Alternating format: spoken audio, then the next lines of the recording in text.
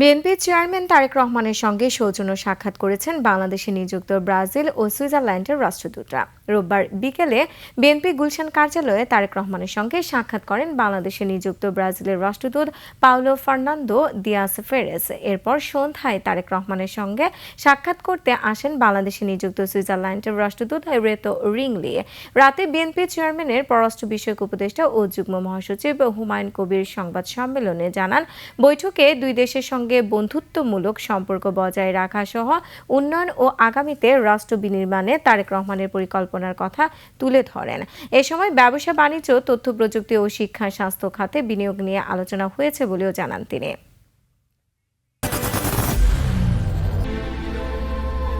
I am Ox. Bangladesh জাতীয়তাবাদী দল বিএনপির চেয়ারম্যান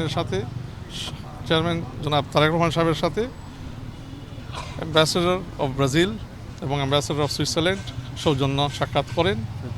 এই দুই সাক্ষাৎগুলোতে অত্যন্ত কোডাইলভাবে অনুষ্ঠিত হয়েছে। বিভিন্ন এক্সচেঞ্জেস হয়েছে অ্যারাউন্ড ট্রেড অ্যান্ড ইনভেস্টমেন্ট,